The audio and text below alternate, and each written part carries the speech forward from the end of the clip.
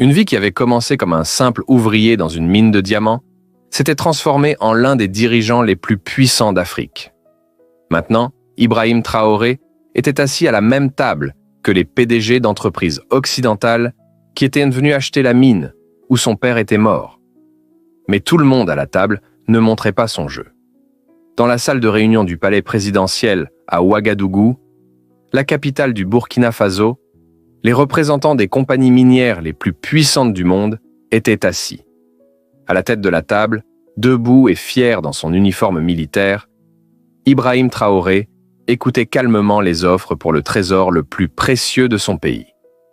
Monsieur le Président, Atlantis Mining offre 1,2 milliard en espèces et un transfert de technologie de 20 ans à votre pays pour la mine du diamant bleu, dit Charles Leblanc, le visage rouge. Cela aura des conséquences diplomatiques et économiques, président Traoré. Votre pays n'a pas encore la technologie pour exploiter une telle mine par lui-même. Traoré sourit. Vous vous trompez, monsieur Leblanc.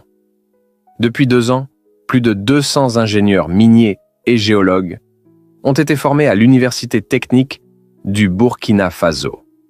De plus, la construction de notre usine de traitement du lithium a déjà commencé. Wei intervint. Monsieur le Président, cela pourrait être une décision hâtive. Peut-être devriez-vous reconsidérer notre offre. Votre offre ne représente même pas 5% de la vraie valeur, monsieur Wei, dit Traoré. Les réserves de lithium du diamant bleu constituent environ 15% des réserves mondiales actuellement connues. C'est une ressource qui vaut au moins 50 milliards de dollars. Le visage de Wilson pâlit. C'est impossible. Pas impossible, monsieur Wilson. Juste une réalité que vous pensiez être les seuls à connaître. Traoré ouvrit un dossier sur le podium. Maintenant, je vous présente notre vraie offre. Les droits d'exploitation de la mine du diamant bleu resteront avec le Burkina Faso. Cependant, nous sommes ouverts aux partenariats internationaux pour le traitement et la commercialisation. Voici nos conditions. Les membres de la presse prenaient des notes frénétiquement en regardant les développements avec étonnement. C'était un moment historique non seulement pour le Burkina Faso, mais pour tous les pays africains. À l'extérieur de la salle de réunion, les unités militaires du Burkina Faso avaient déjà encerclé la mine. Le personnel de sécurité d'Atlantis Mining avait été désarmé. L'opération avait été accomplie sans effusion de sang. Cet après-midi-là, les réactions internationales commencèrent à affluer. Le ministère des Affaires étrangères français décrivit la décision du Burkina Faso comme une nationalisation inacceptable et menaça de sanctions. Le porte-parole du département d'État américain dit « L'action unilatérale du Burkina Faso menace la sécurité des investissements internationaux. Nous évaluons toutes les options légales pour protéger les droits des entreprises américaines. » Le ministère des Affaires étrangères chinois fit une déclaration plus prudente. « Nous espérons que toutes les parties trouveront une solution par le dialogue. » Traoré convoqua un cabinet d'urgence à son palais. Le ministre des Finances Compaoré était inquiet. Les banques françaises ont gelé nos comptes. Le FMI et la Banque mondiale ont suspendu nos prêts. Nos réserves de change sont limitées. Comme prévu, dit Traoré, activez le plan B. Mettez en œuvre les accords que nous avons signés avec la Russie et l'Iran. Demandez le premier paiement par lot pour le lithium en or. Le ministre des Affaires étrangères, Traoré, dit « Nous recevons des messages de soutien de l'Union africaine. Les dirigeants du Mali, du Niger et de la Guinée ont annoncé leur soutien à notre décision. Aussi, les pays BRICS donnent des signaux positifs. Nous devons expliquer à notre peuple, dit Traoré. Je parlerai à la télévision nationale ce soir. » Ce soir-là, le peuple du Burkina Faso se rassembla autour de leur téléviseur. Traoré parla calmement mais résolument. « Mes chers citoyens, aujourd'hui nous avons ouvert une nouvelle page dans l'histoire de notre pays. La mine du diamant bleu nous appartient maintenant entièrement. Ils nous ont caché la vraie valeur de cette mine pendant des années. Ils ne nous ont montré que les diamants, mais ont dissimulé les gisements de lithium, qui sont le vrai trésor. Il montra le morceau de diamant bleu de son père devant la caméra. Mon père est mort dans cette mine. En sa mémoire et celle de milliers de travailleurs burkinabés comme lui, nous avons récupéré ces ressources aujourd'hui. Il y aura des jours difficiles à venir. Les puissances occidentales vont nous mettre une pression économique. Les prix peuvent augmenter, il peut y avoir des pénuries de certains produits, mais nous résisterons ensemble parce que la liberté a un prix et nous sommes prêts à le payer. Après le discours, des milliers de personnes commencèrent à se rassembler dans les rues d'Ouagadougou. Les gens célébraient le mouvement audacieux de leur pays. Des chants de Burkina Faso, le Burkina Faso appartient au peuple, s'élevèrent. Une semaine après la cérémonie de signature, les sanctions internationales commencèrent en force. Les banques occidentales coupèrent les liens avec le Burkina Faso. Le FMI gela les accords de prêt. Les médias français, américains et chinois qualifièrent Traoré de radical et dangereux. Traoré rassembla son équipe dans son bureau du palais. Nous étions préparés. Maintenant, nous passons à la phase 2. Le ministre de l'économie Dao avait l'air inquiet. Monsieur le Président, nos réserves de dollars s'épuisent. Nous avons des difficultés à importer. Notre peuple pourrait ne pas être capable de satisfaire ses besoins de base. Nous nous y attendions, dit Traoré. C'est pourquoi nous avons mis en œuvre le programme d'indépendance alimentaire depuis 3 ans. Nos fermiers peuvent maintenant satisfaire 80% de nos besoins alimentaires de base. Le ministre de la Défense, Ouédraogo, dit « Les services secrets français ont commencé à armer certains groupes d'opposition. Il y a du mouvement dans plusieurs régions du Nord. Nous avons renforcé notre armée et éduqué notre peuple, dit Traoré. Si nécessaire, nous défendrons chaque village, chaque quartier. » Le lendemain, le Burkina Faso signa de nouveaux accords commerciaux avec la Russie et le Brésil. Un consortium indépendant de Chine offrit de construire une installation de traitement du lithium. La Turquie offrit de fournir de l'équipement minier. « Nous avons juste besoin de temps », dit Traoré dans un discours à son peuple. Le premier lithium de la mine du Diamant Bleu entrera sur le marché international dans 3 mois. Jusque-là, nous devons résister ensemble. Alors que les médias occidentaux prétendaient que Traoré commettait un suicide économique, des messages de soutien commencèrent à arriver d'autres pays africains. Le Mali, la Guinée, la République démocratique du Congo et l'Afrique du Sud firent des déclarations soutenant le droit souverain du Burkina Faso. Un mouvement appelé le modèle Traoré commença surtout parmi les jeunes Africains. Des hashtags comme Donos Diamant Bleu et Earl Afrique d'abord devinrent tendance mondialement sur les réseaux sociaux. 3 semaines plus tard, la première crise sérieuse éclata. Le général Ouahabou tenta un coup d'État soutenu par la France. À minuit, il encercla le palais présidentiel avec une petite unité militaire, mais les services secrets de Traoré étaient préparés. La tentative de coup fut supprimée en quelques heures. Les images diffusées à la télévision nationale montrèrent le général Ouahabou et d'autres conspirateurs en détention. Les documents saisis révélèrent que les services secrets français avaient financé le plan de coup. Cet événement renforça encore plus le soutien du peuple pour Traoré. Les rues se remplirent de foules scandant « Mort au traître Ouahabou ». Cependant, Traoré choisit un chemin différent.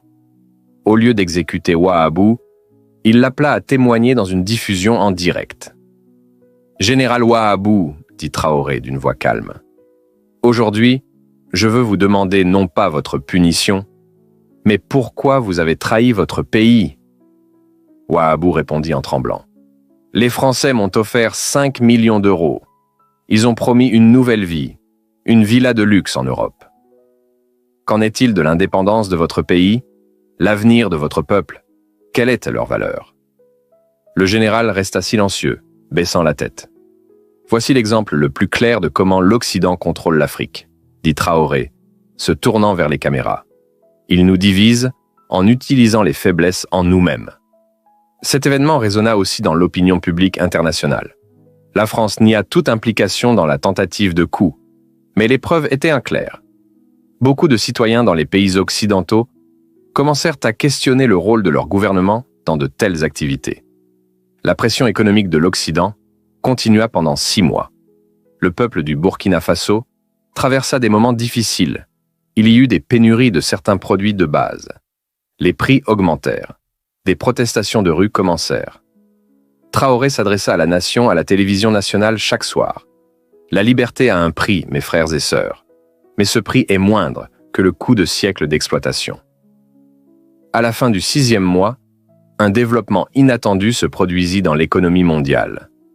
Les fabricants de véhicules électriques commencèrent à éprouver de sérieux problèmes dans l'approvisionnement en lithium.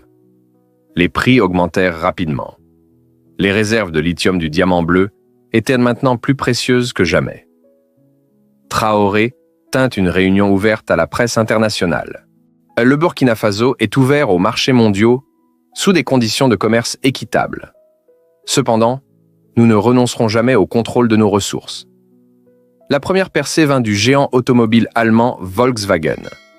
L'entreprise signa un accord direct avec le Burkina Faso, promettant d'établir un centre de formation technique dans le pays en échange de l'approvisionnement en lithium.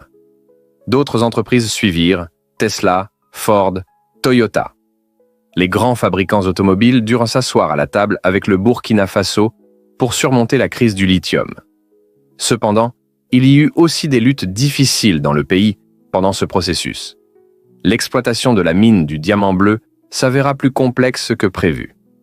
Les problèmes techniques, les pénuries de personnel et les difficultés logistiques ralentissaient la production. Traoré visitait constamment la mine jour et nuit. Il travaillait avec les ingénieurs, essayant de résoudre les problèmes sur place. Une nuit, alors qu'il travaillait tard dans son bureau à la mine, Konaté, le vieux mineur, frappa à la porte. « Monsieur le Président, je voulais vous parler, » dit le vieil homme. « S'il vous plaît, Konaté, je vous dois beaucoup. » « Mon père a aussi travaillé dans cette mine, » dit Konaté regardant par la fenêtre. « Et son père aussi. Pendant 3 générations, nous avons donné la richesse de cette terre aux étrangers. Nous ne la donnons plus, » dit Traoré. « Maintenant, cette richesse nous appartient. » « Oui, mais ce n'est pas suffisant, » dit Konaté. « Exploiter la mine n'est que le début. Ce qui est vraiment important, c'est comment nous utilisons cette richesse. » Konaté sortit un petit carnet de sa poche. « Voici les noms de tous les ouvriers de la mine. Ceux qui ont perdu la vie sont tombés malades, sont devenus handicapés en travaillant ici au cours des 30 dernières années. Ils sont tous là. » Traoré prit le carnet et tourna les pages. Des centaines de noms, des centaines de vies. « Que voulez-vous que je fasse ?» demanda Traoré. « Allouer une partie des revenus de la mine à ces personnes et à leurs familles. Créer un fonds non seulement pour eux, mais pour tous les mineurs. Assurance maladie, éducation, bourse d'études, droits à la retraite. » Traoré hocha la tête. « Vous avez raison, il ne suffit pas de reprendre la mine. Nous devons aussi assurer la justice. » Le lendemain, Traoré réunit le cabinet et donna des instructions pour l'établissement du Fonds de justice des mineurs. 15% des revenus de diamant bleu seraient alloués à l'amélioration des conditions de vie des mineurs et de leurs familles. 8 mois plus tard, le FMI et la Banque mondiale levèrent les sanctions. Les banques occidentales recommencèrent à travailler avec le Burkina Faso. Mais les conditions étaient désormais différentes.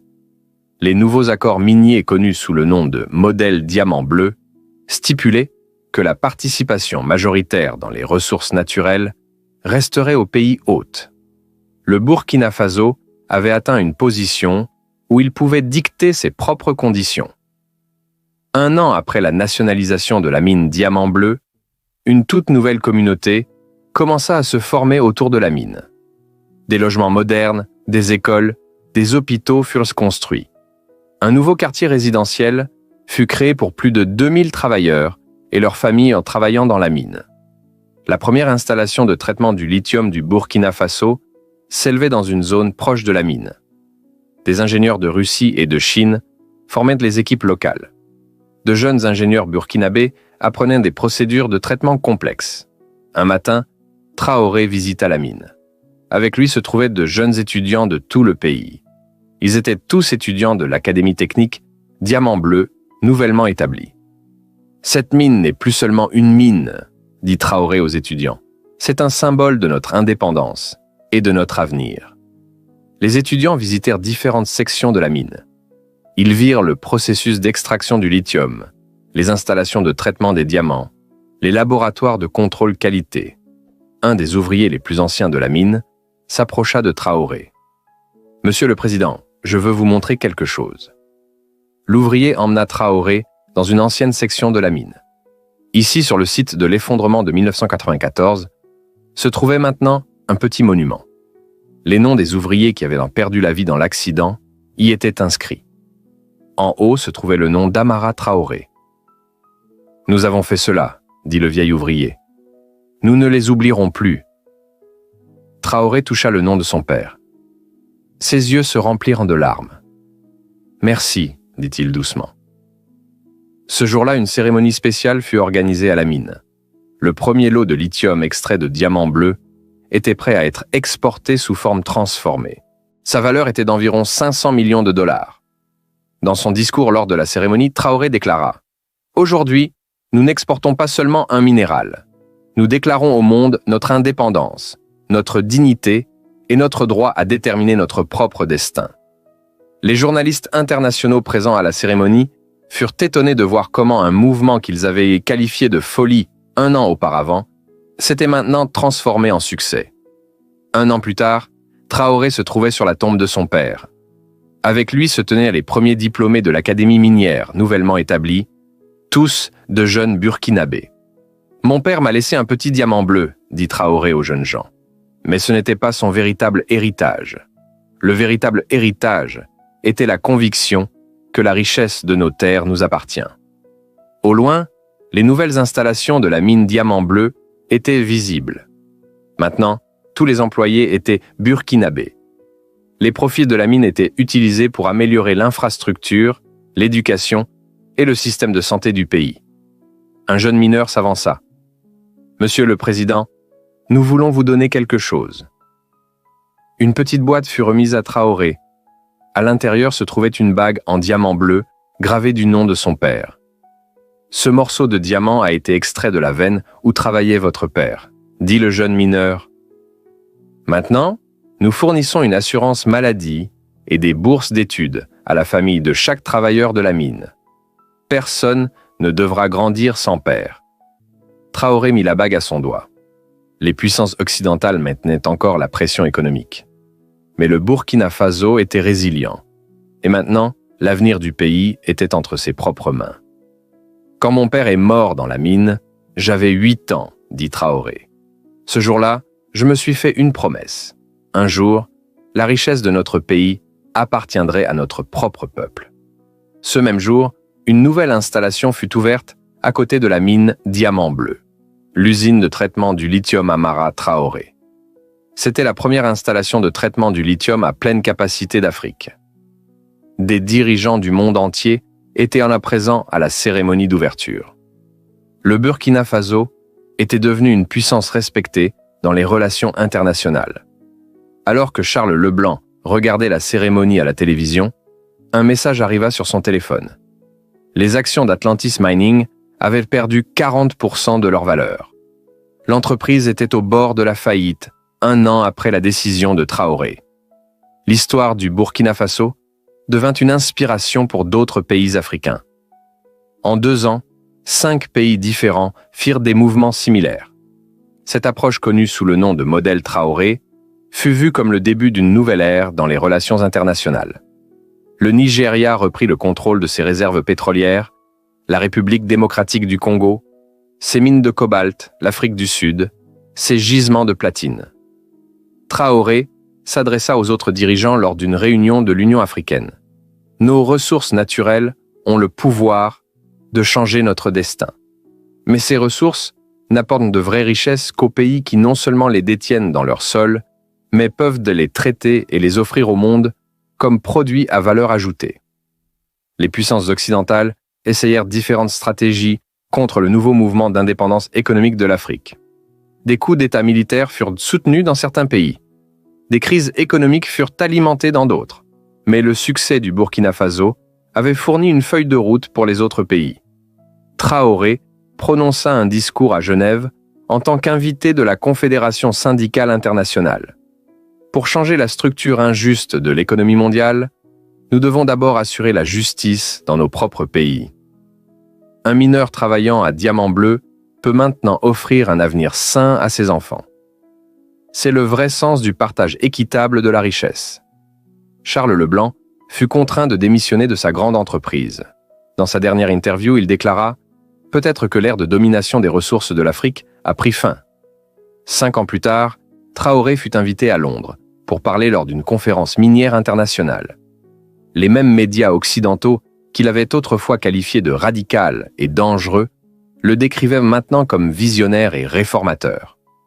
À la conférence, son ancien rival, Robert Wilson, était également présent. Il avait quitté son poste de PDG de Liberty Resources et travaillait maintenant comme consultant indépendant. « Président Traoré », dit Wilson en tendant la main. « C'est un honneur de vous rencontrer. » Traoré sourit et lui serra la main. « Monsieur Wilson, nous nous sommes rencontrés il y a 5 ans. Vous vous en souviendrez. » Wilson baissa la tête. « Oui, mais nous ne nous sommes pas compris alors. Maintenant, je vois à quel point votre approche était juste pour gérer les ressources de l'Afrique. Merci de montrer cette compréhension même si c'est tardif, dit Traoré. À la conférence, Traoré fit une présentation intitulée « Le modèle Burkina Faso pour l'exploitation minière durable ». Les dirigeants d'entreprises minières dans la salle étaient impatients d'apprendre comment une stratégie qu'ils voyaient autrefois comme de la folie avait réussi. 5 ans plus tard, le Burkina Faso était devenu méconnaissable. Des bâtiments modernes s'élevaient dans la capitale Ouagadougou, tandis que des écoles, des hôpitaux et des systèmes d'eau potable étaient reconstruits dans les zones rurales. Le produit national brut du pays avait triplé. Les taux de mortalité infantile avaient diminué de moitié. Le taux d'alphabétisation était passé de 40% à 75%. La mine Diamant Bleu n'était plus seulement une mine, mais un centre d'éducation et de technologie. Chaque année, des étudiants de toute l'Afrique étudiaient ici. Traoré visita à nouveau la tombe de son père un matin. Cette fois, il était seul. Il enleva la bague en diamant bleu de son doigt et la plaça sur la pierre tombale. « Votre mission est accomplie, père, » dit-il doucement. « Diamant bleu appartient maintenant à notre peuple. Et pas seulement diamant bleu, toutes nos mines, toutes nos ressources. » Cette nuit-là, Traoré se tenait sur le balcon du palais, regardant la ville. Les lumières d'Ouagadougou semblaient plus brillantes que jamais. Dans sa main, il tenait le morceau de diamant bleu laissé par son père. « Voyez-vous, père, » murmura-t-il, « nous construisons un pays dont vous n'auriez même pas pu rêver. » Au loin, les lumières de la mine diamant bleu brillaient. Maintenant, ces lumières représentaient non pas la richesse qui s'écoulait vers l'extérieur, mais le pouvoir qui restait dans le pays. Pour Traoré, ce n'était que le début. En regardant le morceau de diamant bleu, il se rappela les mots de son père. « Fils, la vraie richesse n'est pas dans la terre, mais dans le cœur des gens qui vivent sur cette terre. » Et maintenant, cette richesse appartenait à son peuple. Le PDG français au regard perçant parla en premier. Ce chiffre est assez généreux comparé aux mines similaires. Le visage de Traoré ne montra aucun changement d'expression. Liu, l'officiel chinois assis à l'autre bout de la table, prit la parole. Dragon Minerals offre 1,4 milliard de dollars. De plus, nous nous engageons à 200 millions de dollars pour former les travailleurs locaux. L'homme d'affaires américain Robert Wilson intervint. Liberty Resources propose 1,5 milliard de dollars et un partage de 12% des bénéfices annuels des opérations de la mine. À chaque offre, le conseiller économique de Traoré, Kaboré, prenait des notes avec excitation. Ces offres pourraient transformer l'économie du pays. « Merci, messieurs », dit finalement Traoré. « Mais avant de prendre une décision, je veux vous entendre dire pourquoi vous voulez cette mine si désespérément. Parce que vous savez tous que Diamant Bleu n'est pas seulement une mine de diamants. » L'atmosphère dans la salle se tendit soudainement. Les regards se croisèrent entre eux. Leblanc s'éclaircit la gorge.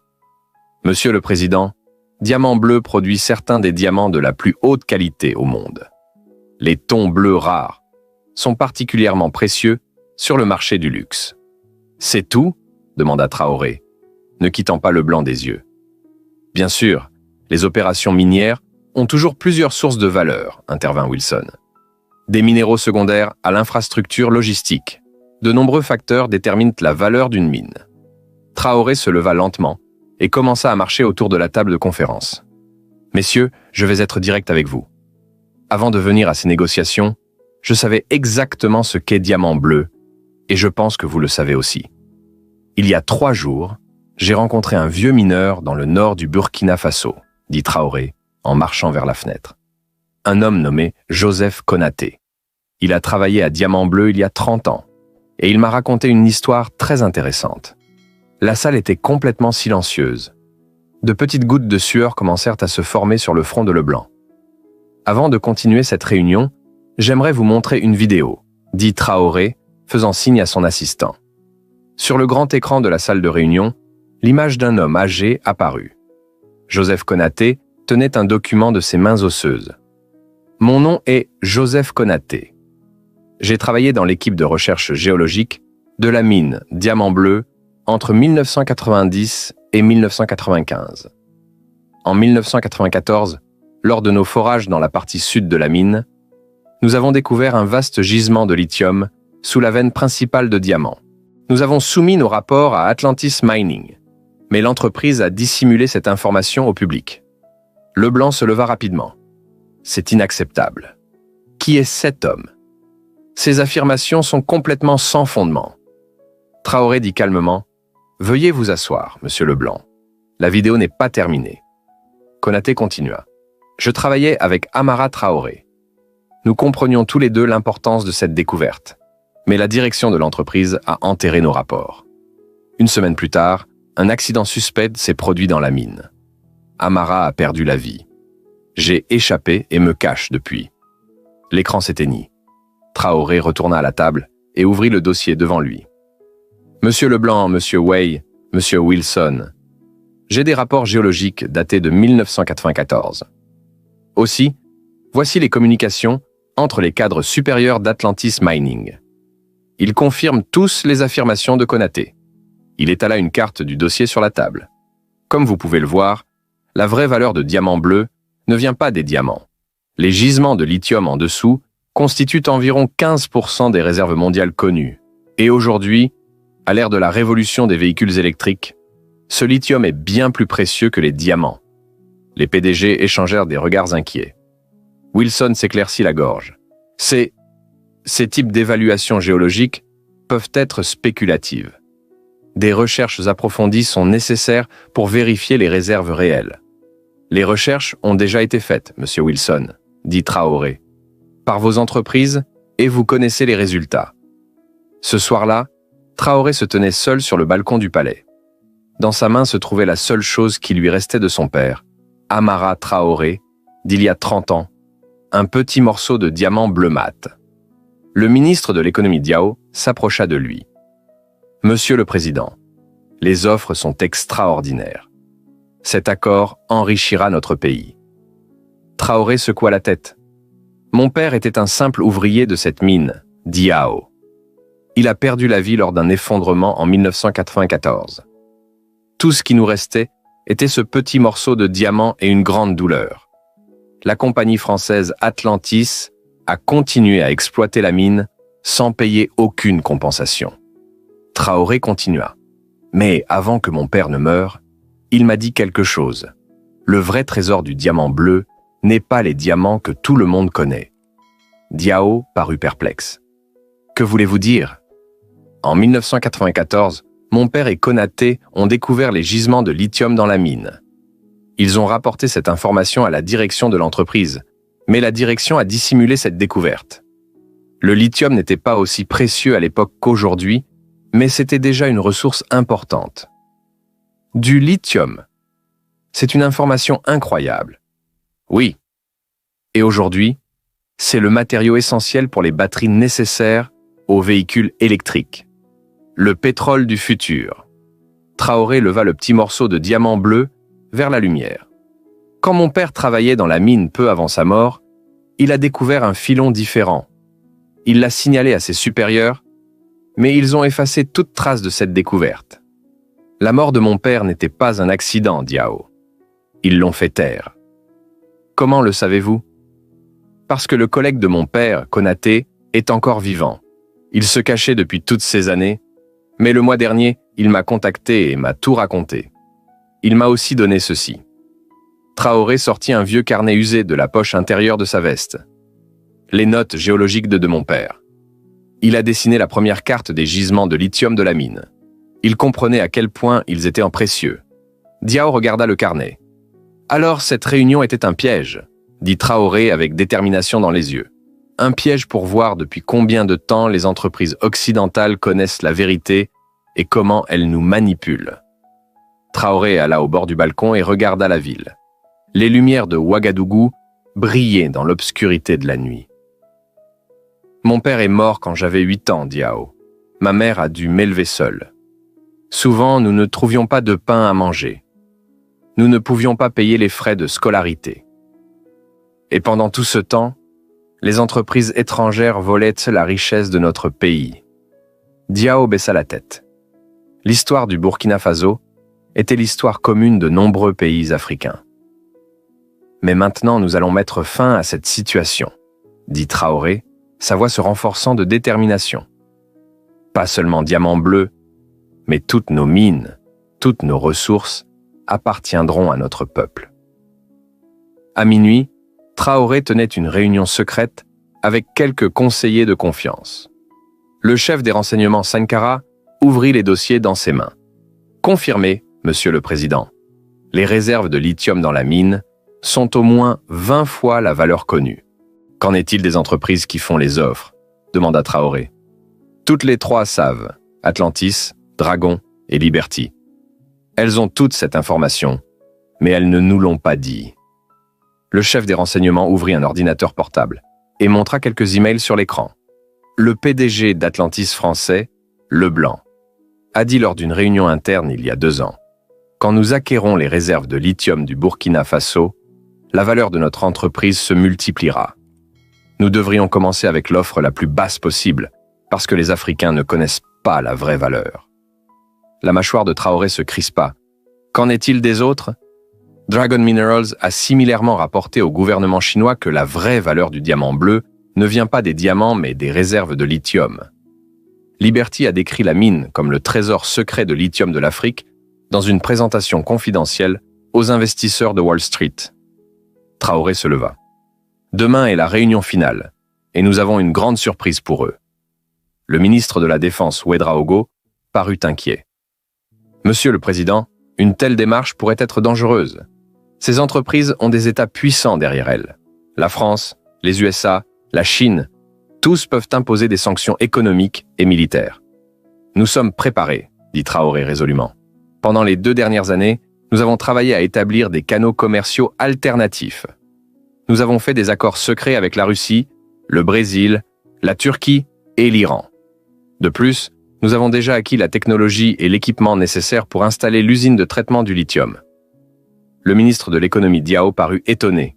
« Mais ceci, comment avez-vous accompli cela ?»« Parce que je me préparais depuis la mort de mon père, Diao, me préparant pour ce jour, pour ce moment. » Le chef des renseignements Sankara apporta un autre dossier à l'écran. « Monsieur le Président, nous avons aussi détecté des activités des services de renseignement occidentaux, en particulier la DGSE française, qui est en contact avec certains éléments d'opposition dans notre pays. Ils préparent le terrain pour une possible tentative de coup d'État. »« Des noms ?» demanda Traoré. « Général Boubacar, colonel Zeta et l'ancien ministre de l'économie Traoré. Tous les 3 ont reçu des sommes importantes de la France. » Traoré acquiesça. « Continuez à les surveiller, mais ne les touchez pas pour l'instant. D'abord, sécurisons la mine, puis nous nous occuperons des traîtres à l'intérieur. » Pendant ce temps, dans l'un des hôtels de luxe de la ville, Charles Leblanc parlait au téléphone. « Ne vous inquiétez pas, Traoré ne sait rien. Demain, il signera l'accord, et Diamant Bleu sera à nous. Quand nous commencerons à exploiter les gisements de lithium, la valeur de cette entreprise augmentera de 10 fois. » Liu conférait avec Pékin dans sa propre chambre.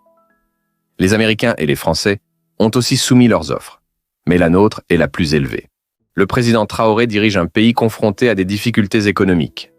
Il ne peut pas refuser l'argent. Robert Wilson sirotait tranquillement son verre au bar de son hôtel. Il dit aux hommes à côté de lui: « Quand j'aurai fait signer cet accord, nos usines de Detroit deviendront le plus grand fabricant de véhicules électriques au monde. Le lithium, c'est là qu'est le vrai pouvoir. » Aucun d'eux ne savait que Traoré avait déjà mis son plan en marche. Le lendemain matin, les préparatifs pour la cérémonie de signature étaient terminés. La presse internationale était prête à enregistrer le plus grand accord économique du Burkina Faso. Charles Leblanc, Liu Wei et Robert Wilson entrèrent dans la salle en se demandant quelle entreprise serait la gagnante. Tous les trois étaient confiants. Traoré arriva pile à l'heure et prit le podium. « Distingués invités, nous sommes ici aujourd'hui pour signer un accord qui façonnera l'avenir de notre pays. » Leblanc sourit avec confiance. Traoré continua. « Cependant, l'accord que nous signerons n'est pas celui dont nous avons discuté hier. » Un murmure s'éleva dans la salle. « J'aimerais annoncer que nous rejetons les offres d'Atlantis Mining, Dragon Minerals et Liberty Resources. » Les trois PDG se regardèrent avec choc. À la place, aujourd'hui j'annonce l'établissement de la Compagnie nationale minière du Burkina Faso. La mine Diamant Bleu appartient maintenant entièrement au peuple du Burkina Faso. Leblanc se leva avec colère. « C'est inacceptable.